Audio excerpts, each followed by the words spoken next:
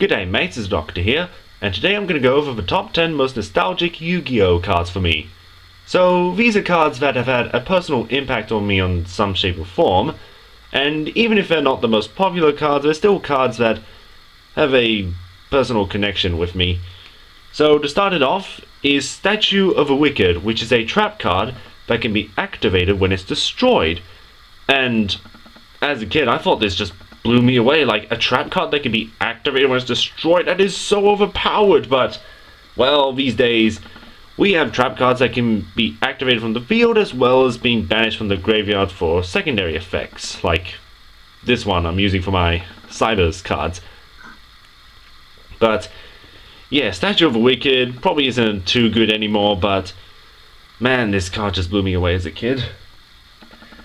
And speaking of which, the Earthbound Immortal Chakuchahula was an amazing card to see. Like, a whale flying through the city. I mean, that's even more epic than the final duel in the Dark Signers saga of Yu-Gi-Oh! 5Ds. I mean, I love all the Earthbound Immortals, but yeah, something about a giant flying whale in the sky, in the city. That's just incredible. But moving on is the spell card Poison Chain. Now, I think most of us started off with random cards back in the day, because archetypes, what the heck is that? But I decided to go for a mill deck for the sake of being unique, I guess. But yeah, this was when Light Swarms were in their prime, so building a mill deck during that time probably wasn't a good idea. But still went with it, and I wish we had a proper archetype that can win tournaments that focused entirely on milling, because that would be amazing. Very interesting. And next up is the field spell Legendary Ocean, which is the field spell that reduces... oh, is that going to focus? There we go. That can reduce the levels of all water monsters in the hand by 1, so kind of like Statue of a Wicked, that's a game changer that level 5 water monsters don't need a sacrifice anymore. Also, you may notice a magic card, because that's what the original spell cards were called back then.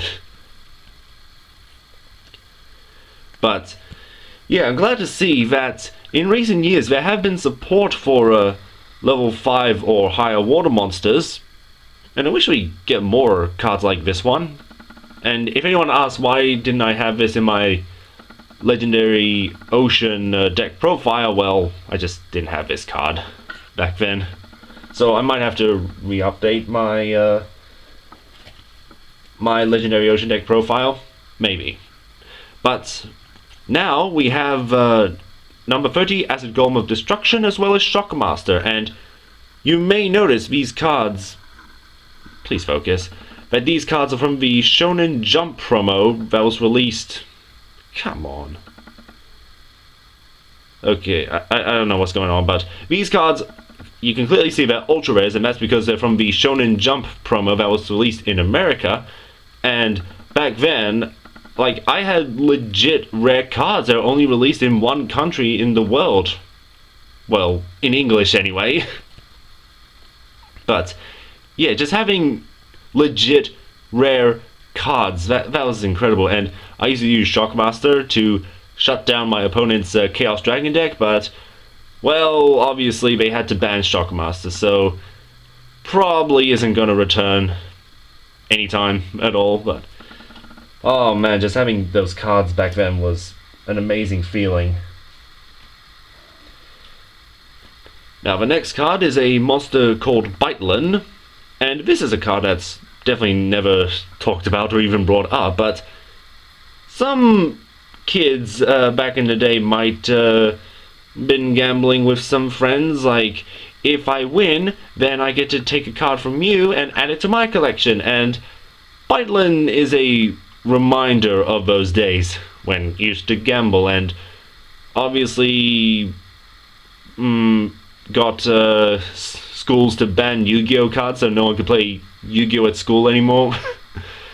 So good times, really good times back then. And yeah, as I said, Bitelin was a card I won off of a friend of mine. Ah, strange times.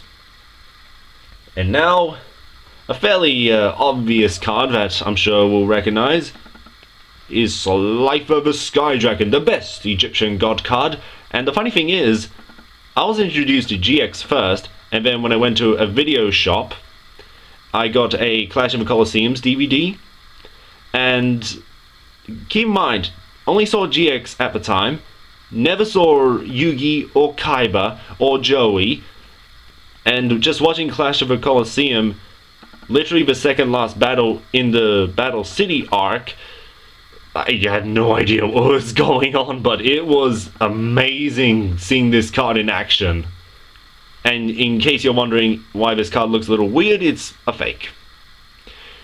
I got it off my cousin when he gave me all his cards. Like, not through gambling, definitely no. This was more recent, because he can't find anyone to duel aside from myself. But yeah, I did pick up a recent, a real version of Slifer the Sky Dragon recently, so yes, I'm happy. And now, the next card is Megalo Smasher X, and you probably be thinking, this is a recent card, isn't it? How can it be nostalgic? And that's because Megalo Smasher X is based on the Pleurodon from Walking with Dinosaurs, and if you look closely, it's even trying to eat a Opdownosaurus, and I recognize that from Walking with Dinosaurs, which I used to watch this over and over as a kid. Like, I don't think I ever saw, no, definitely never saw Jurassic Park as a kid, because I had this. And yeah, as I said, like, look at this. I mean, look at this. It's clearly copying Walking with Dinosaurs, but like Pleurodon eating the Opdownosaurus. It's the same thing. And if some of you, probably the newer fans, be wondering what the heck are these, well, imagine you can travel back in time, to a time long before DVDs. Yep, these little things were called VHS tapes. It's what we had before, yeah, long before DVDs. And finally, my most nostalgic Yu-Gi-Oh card is the Elemental Hero Flame Wingman, because screw Neos, Flame Wingman is Jaden's ace card. Oh, I wish Flame Wingman got some more love. Like, at least we have Shining Flare Wingman, which is another version of it, but can't we have something like Elemental Hero Scorching Flame Wingman, Elemental Hero Corona Wingman, or Elemental Hero Supernova Wingman, or Super Elemental Hero Nova Wingman, or something like that. But yeah, I wish Elemental Hero Flame Wingman got some more support. Like Neos recently got, well, Nebula Neos from the Megatins, so again, I probably said it 5 times now, but I want more versions of Flame Wingman. Though I guess there was Skydive Scorcher and Cross Dimension Duel, I think, from the, was it the Pegasus box? What, I can't remember what it's called, but there you go. That is my top 10 most... Oh, I almost forgot. The card sleeves I said I was going to mention. So, yeah, I recently got some new sleeves. Like, here's a Dark Mist, because used to be a number hunter, so yeah. And of course, the Jaden sleeves for Flame Wingman. Can't believe I almost forgot, but that's my top 10 most nostalgic cards, and comment below what some of the Yu-Gi-Oh cards that have had an impact on your life as a Yu-Gi-Oh fan. And until next time, take care, mates.